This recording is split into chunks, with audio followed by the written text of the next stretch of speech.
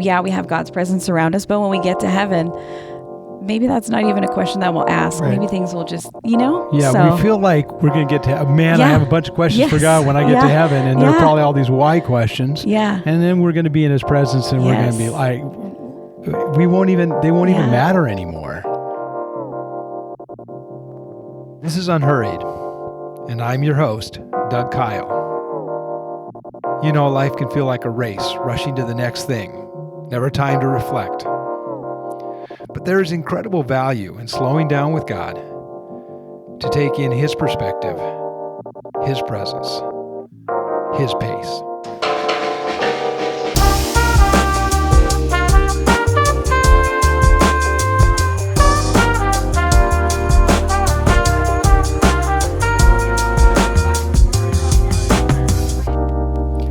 Why should we stop trying to figure out why when it comes to suffering? Why does that usually backfire on us? And is there a better approach? This is episode 21 of season 2 of Unhurried. I'm your host, Doug Kyle. And I want to talk a little bit about why we should stop trying to figure out why. When suffering, troubles, pain comes our way. We've just spent the last couple of weeks on this podcast diving deeper into the book of Job. And today we finish up. But I want to take our conversation further into why it's almost never helpful to ask the question why. We've kind of addressed that a little bit, but I really want to go deeper into that, have a conversation, dialogue about that why, and then I want to offer a better approach. So welcome to our listeners and viewers. And if you're viewing, you realize that this is a treat today. Not only is Ryan our production wizard, or he likes to be known as the production hobbit. Yes. Ryan is here, our standard part of the conversation here. You have someone with you as well. Why don't you tell us who's right next to you there? Yeah, I have my lovely bride with me today. Oh, hello. Hello. So Amanda is here. Yeah. This is fantastic. So welcome, Amanda. Thank you. Thank you for having me. Yeah, that sounded a little bit like unsure, but No, I'm excited. This is my favorite podcast. We're excited to have you here. Yes. It's going to be great. You listen. Absolutely. You're a faithful listener. Yes. Uh-huh. I mean, when we first started this a year and a half ago, I think, Amanda, you were our only listener. It's Cindy too. Yeah. Yes. My wife, The Cindy, wives. your wife, Yeah. Ryan, was listening, and you were always so encouraging that this was maybe something that we should do. Oh, yeah. You're so full of wisdom. That's why I don't know. That's why I said thank you, because I don't know how much I can't add, but I would love to sit next to you and listen. How about that? We'll do that. We want you to add. Yeah, we definitely are definitely looking forward add. to your contributions today. And Ryan, we'll get to, we're going to learn why you're so awesome. Right. Oh. Right. It's because of you married up. It only because of that, and I say that to her all the time. I'm like, I'm like, you're the best part of this whole thing. I'm just here for the ride. Yeah. Yeah. Aw, that's nice. Love it. Well, we're kind of tight here because Yeah, this we is the are. first time we've ever had 3 on the I know. podcast. So we're sitting close. Ryan, our knees are knocking, but Yeah. it's fine. We're cozy here, and this is Tuesday. We're recording this on a Tuesday, and in the morning. And usually, we're kind of first time we've seen each other. Right. When we're recording this, it's often on a Monday, so it's the first time we've seen each other since Sunday, the 3 of us. But Ryan, you and I already saw each other. We already bumped. We did. We were at the same coffee shop this morning. Yes. Well, it was kind of funny because I was booting in, Brindley, and the other kids, they can kind of get in out of the car like by themselves. They're kind of self-sufficient that way.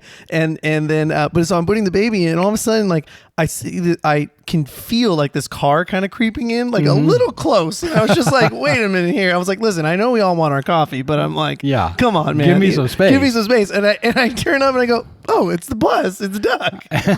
This morning? That happened Right this now. morning? Yeah, Oh, right now. nice. Yeah, Okay. yeah. So Amanda, sorry to break it to you, but now your Yeah. kids want a VW bus. Oh, no. Added to the list of vehicles they would like to have. Yeah. Yeah. Of course they probably want your bus. Like, They loved it. Yeah. Yes. I'm Yes. not bragging. I'm just saying Yeah. they loved it. Did you let them go inside the Oh, bus? yeah. Oh, Oh, of course yeah. you did. Okay. Yeah. Yeah. Yeah. Did you tell me to take it to the beach too?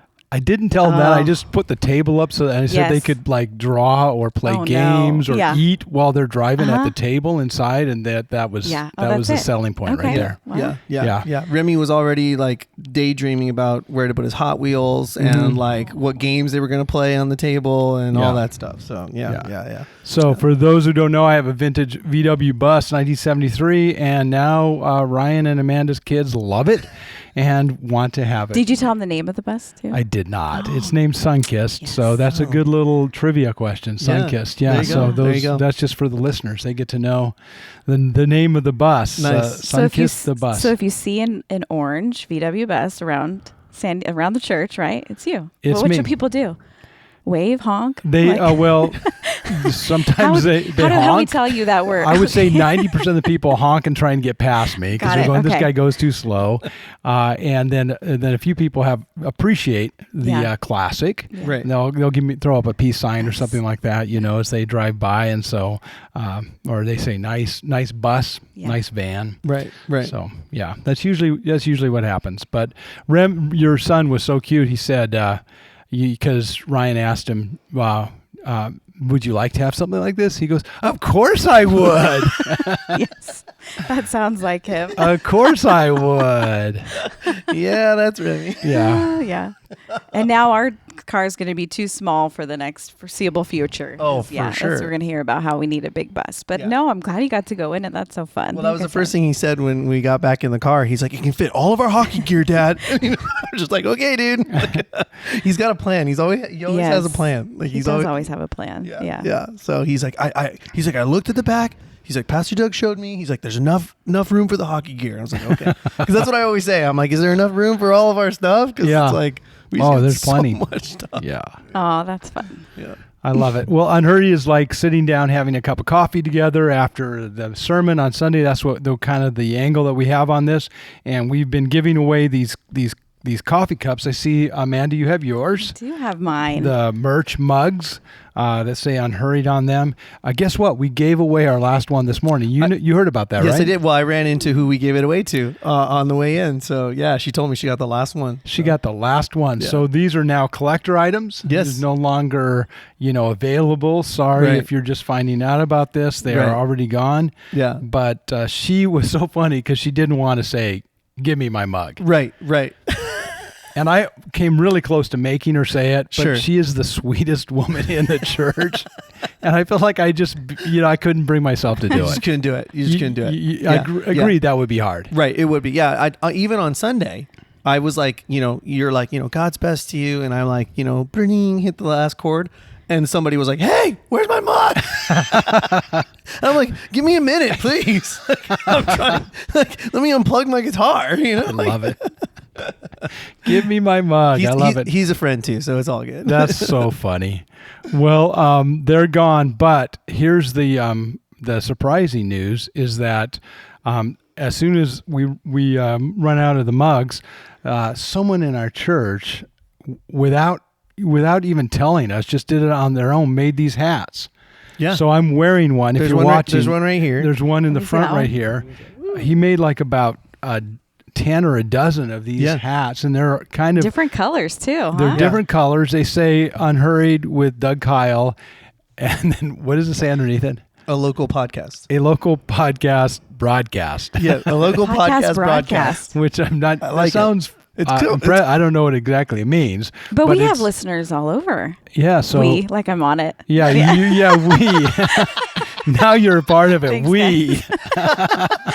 You guys. Yes, Amanda, we do. We do. So. We do. Yeah, so that's great. So, but I don't know how I haven't decided yet. We have to figure out how to These give are these. exclusive, more exclusive than the There's mugs. only 10 Yeah. of them, and so you can't just say give me my hat. Right, It's right. not We got to gonna- come up with something. Yeah. It's going to have to be a little bit elevate the Yeah. challenge of how Right. people get it. Right. Fashion I like- show.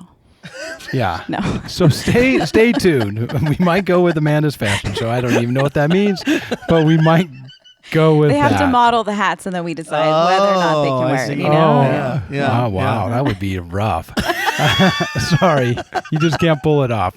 You're not going to have the hat. Those are cool hats. I like that they all are like a little bit different. They all say the same thing, but a corduroy. Yeah, there's corduroy Yeah. kind of, there's trucker hats. There's more kind of old school hats. It's there's brown, there's blue, there's black. It's really cool. Yeah, cool. that's gray. cool. Yeah. Yeah.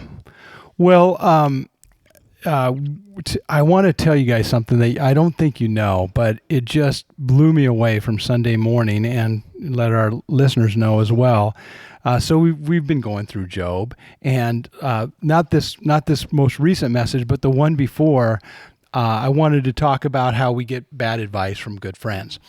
And so that was the setup. And I thought, how am I going to set this up? And I thought I'd just do it in kind of lighthearted way.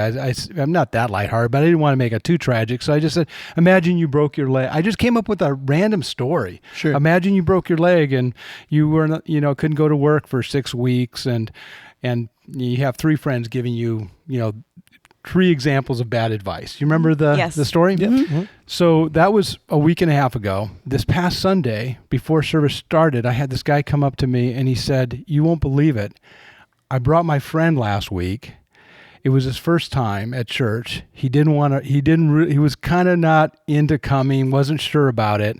He showed up and he had just broken his leg, was out of work, had to be away from work for 6 weeks exactly. That's what your example was. Yes. And had 3 friends give him the same bad advice. Wow. And he was sitting there with his eyes wide open, thinking, "What happens at church? They come and just, tell you about your life." It was just humbling for me because it was such a arbitrary example. Right. Right. It wasn't like I felt like. It was that special. It just seemed like it kind of fit, but God knew, and God set it up, and he just felt so welcome and like he was supposed to be there. Wow. That's awesome. So that's amazing to me, but I feel like that's been happening with the book of Job in general for all of us, is that it's such a poignant and relatable story. I mean, hopefully most of us will never have to go through the things that Job went through, and the reality is that most people don't. It's a very unique case, but the principles from Job are transferable for so many of our lives and have connected with believers, throughout the ages. And so I hope that's happening for our listeners too, that they're finding a connection with the story of Job as well. Yeah. Absolutely. I feel like the timing of it has been very specific for Ryan and I and stuff that we've been going through. You haven't shared it on the podcast, but I mean, we could if we want to go down that direction. Go for it. We've had a little bit of a month. Definitely not what Job's gone through. So I think that's interesting when you can kind of look at things and go that people are going through different things, but you can find pieces of it that you can relate to. So, we were expecting a baby in September. And then we found out at 18 weeks that she didn't have a heartbeat. So that was a couple weeks ago. Hasn't even been a month. So then I had to induce and deliver her. And that's been our little story. So then the timing of the 3 weeks of Job has been so, it's been, I can't describe it. Some of my notes and stuff that I've written down that you've said have stuck with me. Not that they don't any other week, but just very, especially, it's like each week there's been something that's really stuck with us. And I know this past weekend you talked about the why, and like that we don't know why. And for us specifically in this situation, we don't know why. Yeah. We did all the tests and stuff, and we were not given any answers here. And so I know we'll go into some other stuff, but so Job has been very much like the timing of it has been so specific for us, and the bad advice from friends. We've had some really wonderful conversations with some amazing people, and just just a couple of them have been like, "Oh, that's interesting," but we've taken it with a like, "Oh, that's," but no, we've valued any conversation that we've had regarding it, and people providing their comfort and words of wisdom, and sometimes just nothing, just we talked about that. Sitting. I think like last week, right? Just sitting, just being there, being there. Yeah. I'm so sorry you guys have been going through that, and obviously we've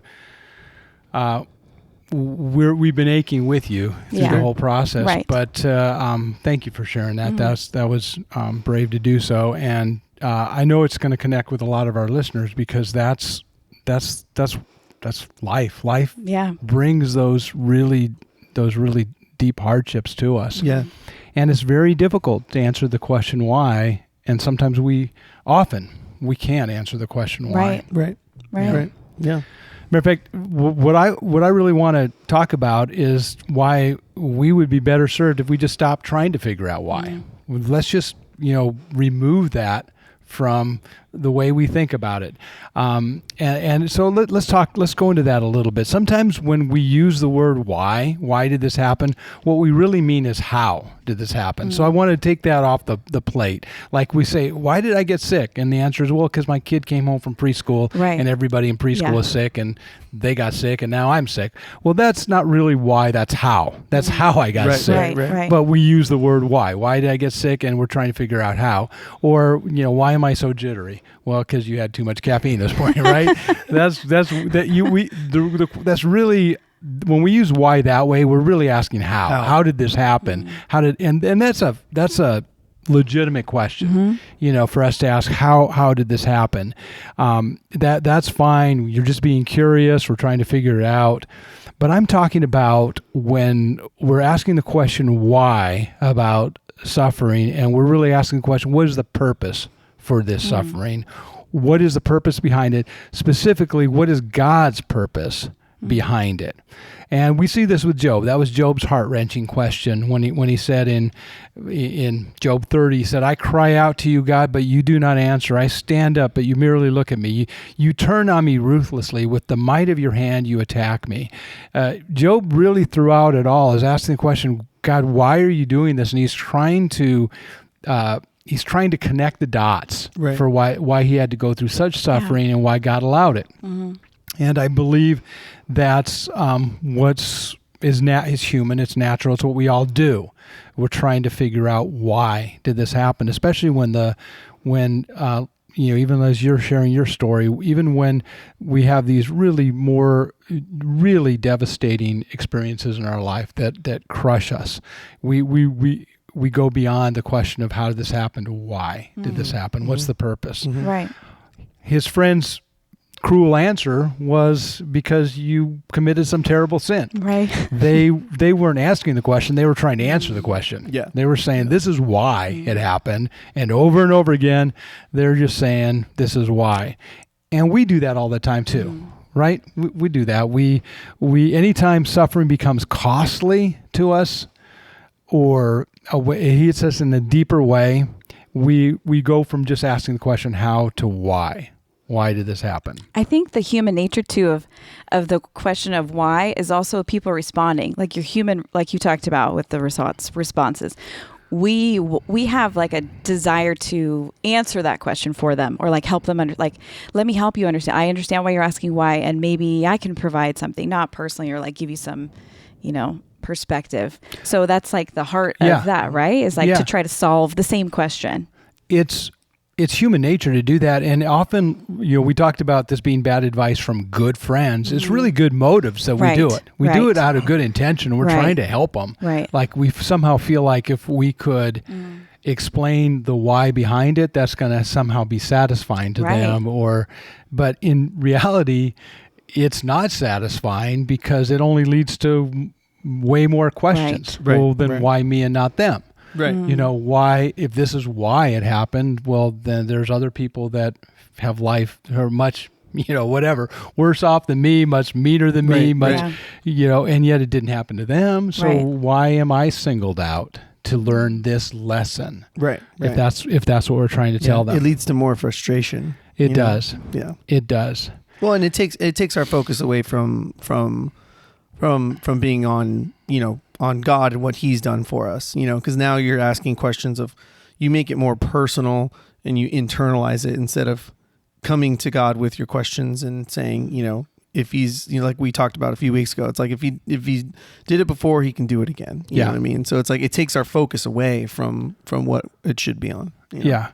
Or even if it's on God, it's on God in the wrong way. Yes. Instead of being on God in the trusting, Right. faithful, his character, it really starts to question his character. Yes. Maybe Yeah. God is this cruel God who sends punishing arbitrarily or, randomly to people, or just because he thinks that's how he's teaching his kids a lesson by making life, horrible for them. Right. And the overwhelming message of the book of Job we've been coming away with, as we've been talking about this a couple weeks now on the podcast, and this is the third and final time we're gonna address Job, is this idea that it is fruitless to ask the question why. It really is not beneficial. When in Job 38:2, God, the very first thing he basically says, when he finally speaks after 37 chapters of silence, when he finally speaks, he says to Job, "Who is this that obscures my plans with words without knowledge?" And what are those words without knowledge? Well, it's all of their discussions and conversations about why this was happening. And so in the message, I talked about that one of the first things God wants to say to us in suffering is to learn to be comfortable with the phrase, "I don't know." Mm-hmm. So many of our explanations that we give for why things happen are just words without knowledge. Yeah. They're us doing our best, but we don't know. Right. We don't have and so we're better off to just simply say, we don't know why this is happening. We don't know why. I think that's more, even though it still leaves that big question mark. I think it's more satisfying to the person going through trouble to say, we don't know, rather than put some Band-Aid on it and some quick cliche that isn't really satisfying. Mm-hmm. Right.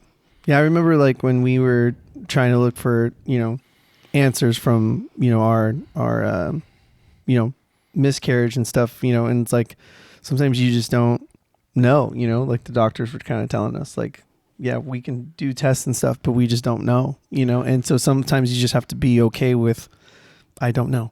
You know what I mean? Like you just have to be okay with that.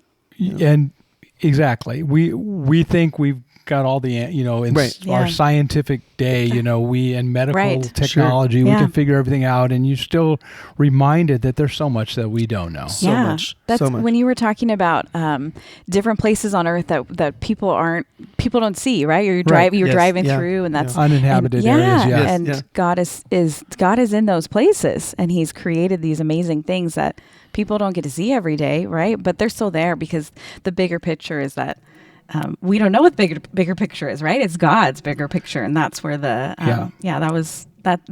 made me think of our situation. Of we knew going in that, well, we know now, right, that we could do whatever to figure whatever out, and we may not have the answers, and so we I don't even know if we really wrestled with it. We kind of just sat and like, okay, we won't know this side of heaven, but maybe but even so, that then brought me to another point that you said in your message, about how God's presence, like that was the answer. I know you'll get to that too, but, being in God's presence, like he didn't have any more questions, right? Like just his presence was, I think I wrote down what you specifically said, but I feel like when we have God's presence around us, but when we get to heaven, maybe that's not even a question that we'll ask. Right. Maybe things will just, Yeah, so. We feel like we're going to get to, I have a bunch of questions for God when I get to heaven, and they're probably all these why questions. Yeah. And then we're going to be in his presence, and we're going to be like, they won't even matter anymore. Right. That's an amazing feeling. Yeah.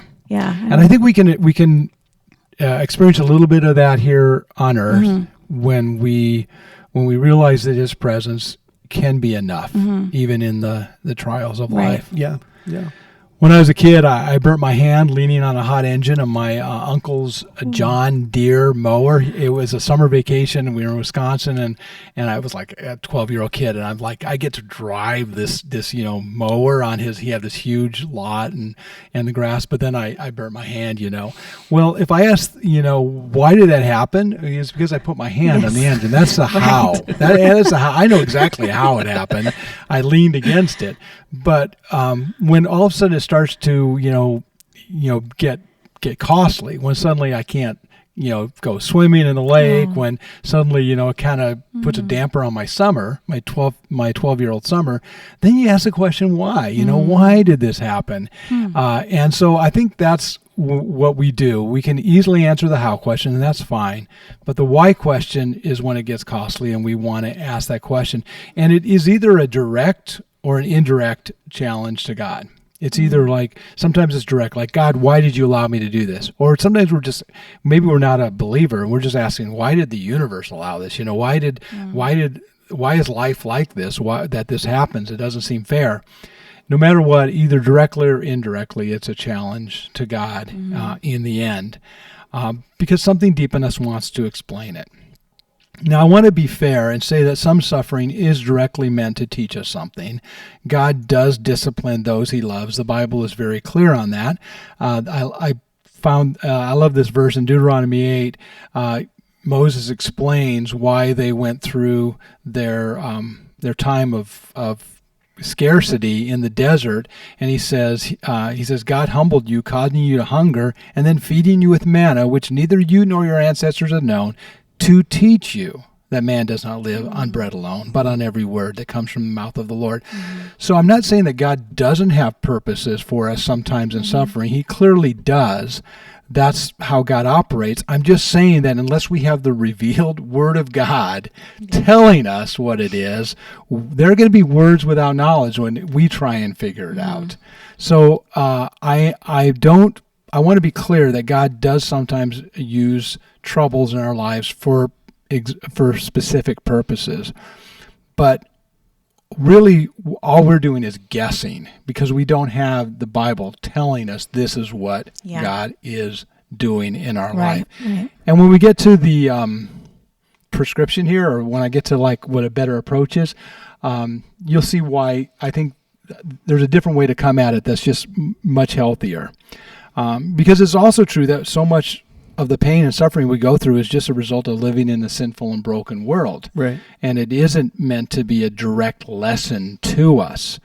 You remember when Jesus came up to the blind man in John chapter 9, and the crowd said, well, who sinned? Right. We talked about this. We talked about that. Yeah. It's got to be somebody. Him or his parents. Right. What were they saying? They were saying basically that's why he's blind.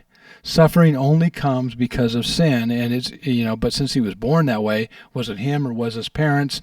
They assumed that it was because of sin. They just didn't know whose sin it was. Right. And Jesus' answer was amazing. He said neither. He said neither one.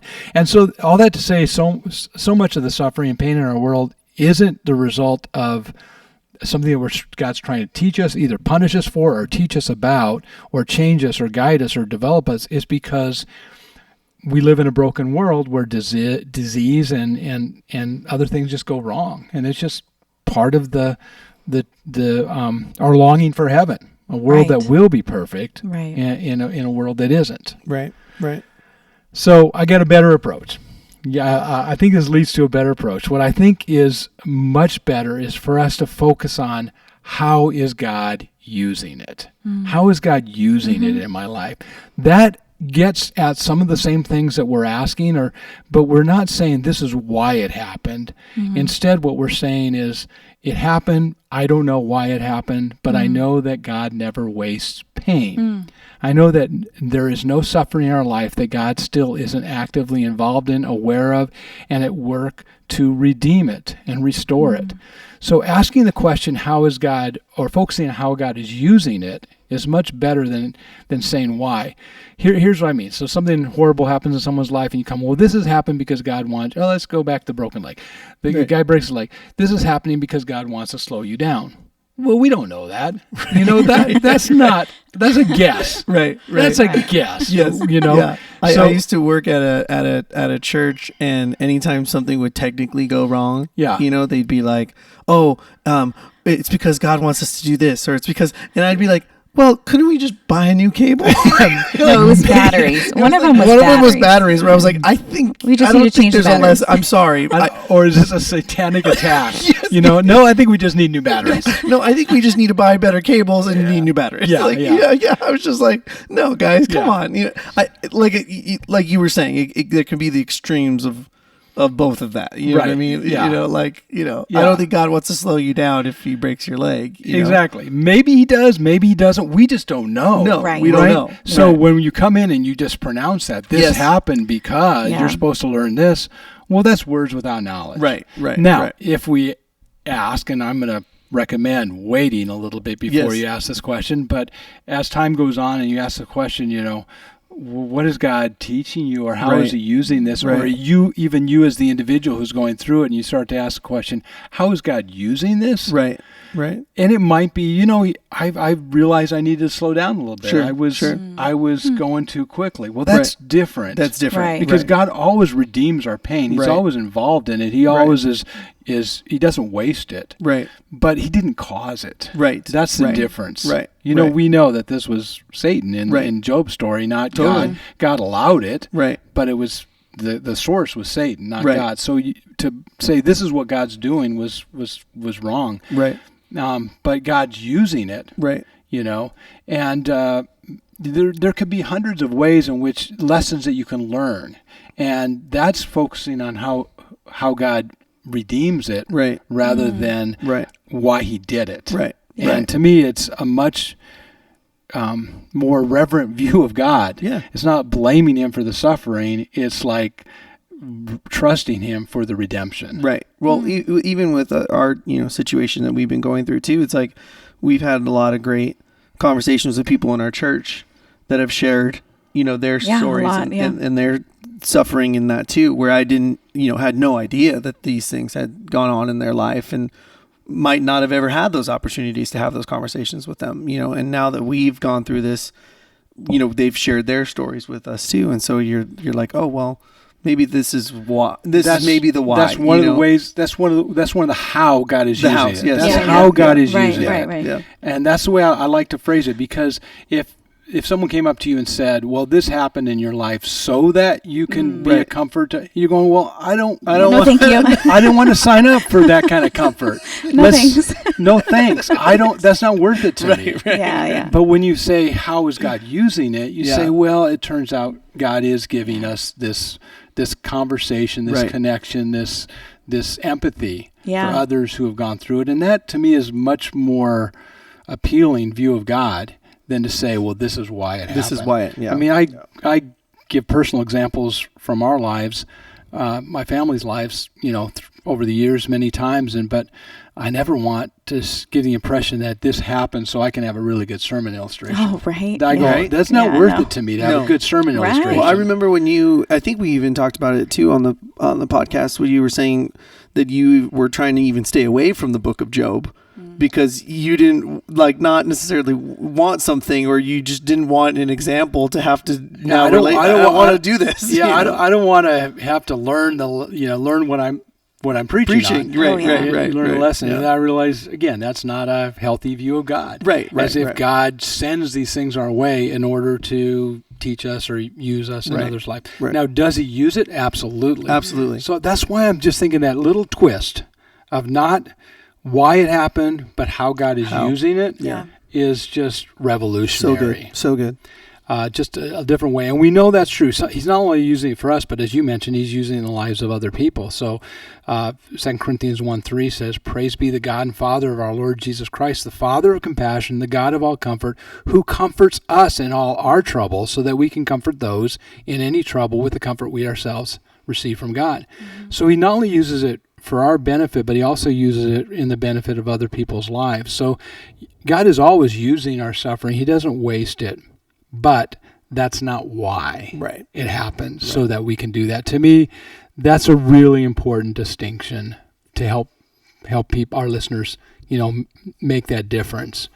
And it's so much better to look at it that way, especially if the event is tragic, or imagine you're the victim of a violent crime or something, to come in and say, well, God did this to teach you something. That's just cruel. Yeah. That's just cruel. What about the others who need that lesson and didn't experience that, but how God is using it, that becomes a more redemptive question. And again, only after time. I don't think that's the first thing you say when you show up to comfort someone. No. Yeah. Well, how's God using this guy? I don't know, and I don't want to. You know what I mean? This is just horrible. I'm going through it right now. I'm going through it. So Job's friends were wise when they sat with him for a week, didn't say anything. Right. And so we need to have wisdom to know what's the appropriate amount of time to be able to then come in with that question, how is God using it? Or even for us to be ready to deal with that question, how is God using it? Yeah, for sure. Yeah. I've shared over the years just my own experience growing up with a family of when my parents got divorced. Do I wish that on other people? Absolutely not. Has God used it in my life? Absolutely. I don't think that's why it happened, but I do think that's how God's using it and has used it. And I can just think of countless ways. Be a good maybe podcast for another time, just of how even God uses those kinds of, growing up in the product of divorce in a divorce environment, how the God uses that in our lives. For sure. For sure. Well, I know that's so impactful, of your story and things of how it's like even, reached to me and my kind of art, my story and stuff like that too. So it's like, I know that's very, years later you can see how God was using you in that and using you to encourage, others that have gone through the same kind of thing. And amazingly still is. Is. Yeah. Yeah.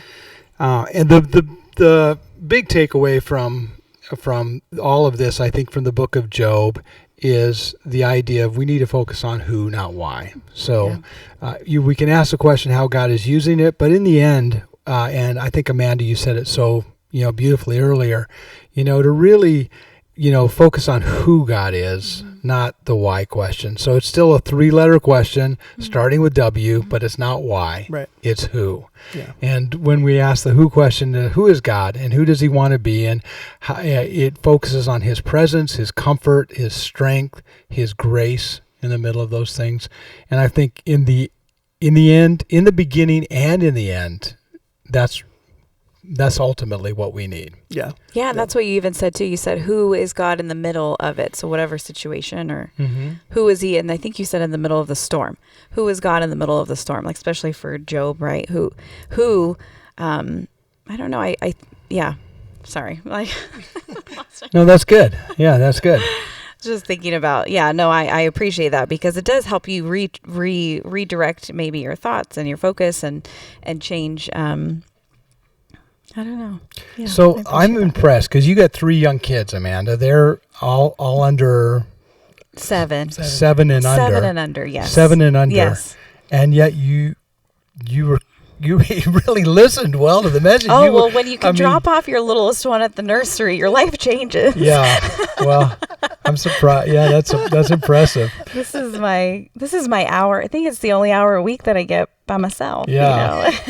No, and you spent it with us? I know. No, we're so lucky. And I also, I knowing that it was 3 weeks about Job, I was, I was obviously paying attention and not any more so than I usually do. No, I get it. Yeah, it just already your radar was up because you knew. I think that's probably it, and maybe that's part of those little like you even having this. You plan out kind of your what your topics are going to be. It's not like you just decided, hey, this happened to them a month ago. I'm going to talk about Job now, right? So like the fact that was, those are even the little things that.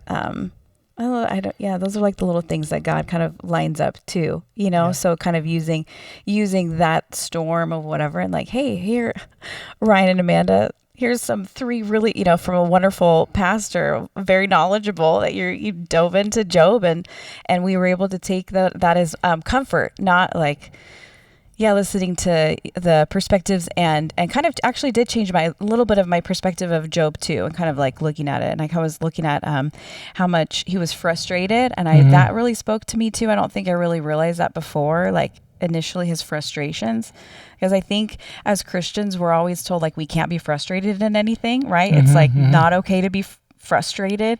When you look at that, he's frustrated and he's looking for answers, but sitting in that, and then God's able to come in and, Yeah.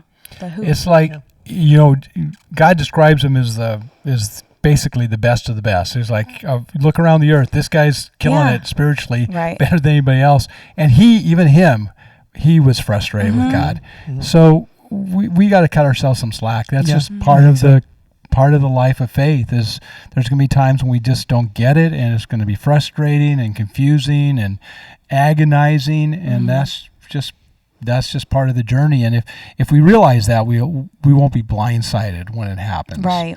And if we resist the temptation to say why, but who is God and how can he use this, I think we'll be better served that way too. Yeah, if for that's sure. The case. Well, hopefully that's helpful for our listeners. We have been getting some listener questions along the way. So I have one for us today. We've been saving this till the end. So this is people are commenting. There was a young mom who commented just last week. We talked about the teeter-totter principle, and she said that's real with young kids.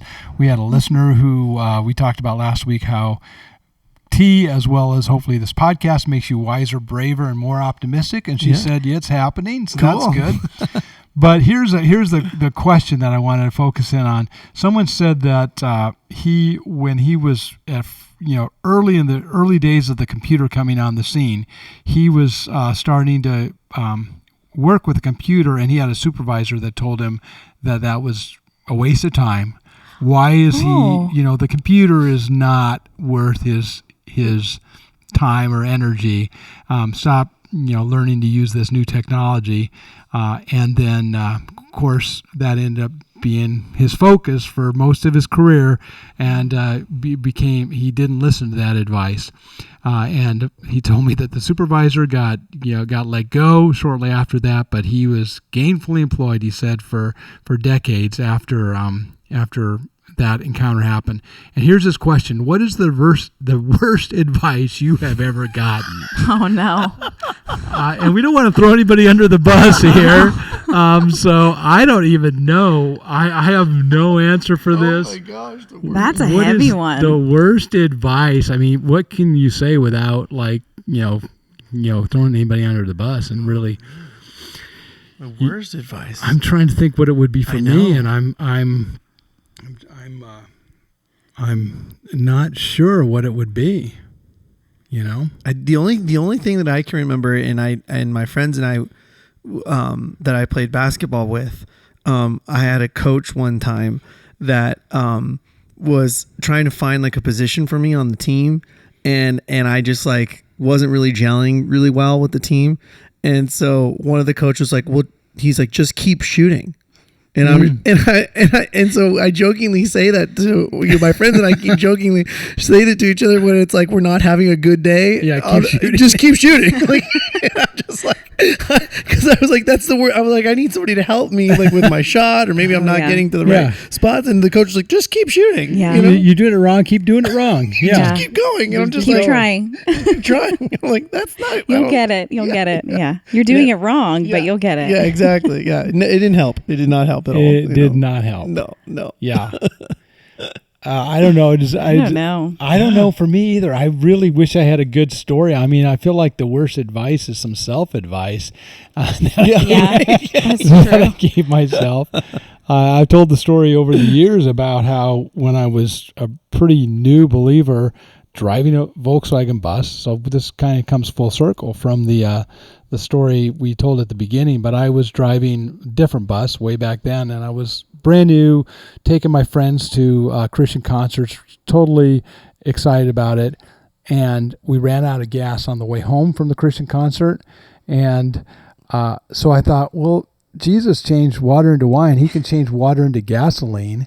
And so I was going to go fill up the gas tank with water and put it in my tank. Oh. So that was self-advice. Just put water in. Jesus will turn it into gasoline. Yeah. And I literally went across the street to a closed gas station, put the hose in the tank, and was on my way back. Some guy saw me with the bus pulled over, and he pulled over and said, "Hey, you out of gas? You want me to go get a gallon? Go fill up your." And he did. So God, there we go. God spared me. Yes. So that was bad self-advice. So that was probably pretty bad. But I don't know what I that can would think be. of like our kids giving each other bad advice. Oh, there you go. I feel like I can think of a lot of situations, or because I feel like I hear your voice saying, "Oh, let's not do that." I feel like, are you sure? Not a good idea. Are you sure about that? We have natural consequences. Natural consequence. We say that a lot. Yeah, So I feel natural like I can hear them. Maybe not anything specific, but I can hear one of them saying, "Yeah, why don't you just put this over there? It'll work." Or I don't know. Doing something. Or our son is making a robot right now out of Yes. boxes. Yes. And he asked you for batteries the other day. Yeah, he goes, Daddy, do you have batteries? And I go, yeah, they're right there. I go, what do you need batteries for? Because sometimes he can change little things and stuff. And so, he's like, oh, I'm going to put it in the robot. Because I'm made out of cardboard boxes. He goes, I want it to move. And I go, that's not how batteries work. I go, you're going to need you have to figure out do you have a motor? Does it have, how's it going to, and he goes, would you know how to build a motor? And I go, no, I don't. And he goes, can you look it up on YouTube?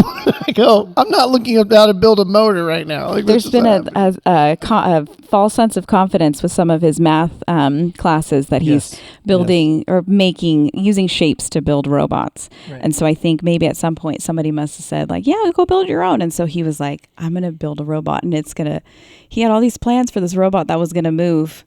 And he just put batteries in a cardboard box, bless his little heart. Yeah. I feel like, who told you that? Where did that advice come from? You can build a robot. I feel like those innocent ones, They're so innocent. Yeah. It's maybe the self-advice is the biggest culprit of all. Then the thing we tell ourselves, this will work. Oh, this will work. Yeah. It'll work. You say that all the time. It'll work. I believe in it. Just keep shooting. Keep shooting, baby. It'll work. Well, I hope this was helpful. If it has been for you to listen along, thank you for joining us. Would you give us a like, or even better still, we'd love to have your comments or questions that you might have that we can address in further podcasts. So you can leave us a comment at unhurriedpodcast@gmail.com, or if you're watching on YouTube, you can leave a comment there, and we will do our best to address them. And we even if it's just to know that it's been helpful, we would really appreciate hearing from you, and leave us a comment. That would be great. If you want to go into depth in the message that this was attached to, Amanda, referenced it several times, so we should tell them where to find it. It was given on May 25th, 2025. The name of the message is Focus on the Who, not the Why. So if you'd like to listen to it or listen to it again, you can find that at greenvalleychurch.com or the Green Valley Church YouTube page. So, Ryan, thanks for being here. Amanda, this is huge. This is a big success. Now we're going to, now I don't know what's this going to lead to, but who knows? Pretty soon we'll have 7 of us sitting there, great. shoulder to shoulder. Yeah. We'll keep adding more, but it was really a great to have you along. Yeah, contributions were really, really valuable. A lot of edits after. No. We don't do any edits. Please go for it. The dirty little secret. There's no edits. What you see is what you get. That's right. Yeah. All our mistakes are right there. Yep, they're forever on the internet. Yeah. So until next time, this has been Unhurried with me, your host, Doug Kyle. I look forward to talking soon.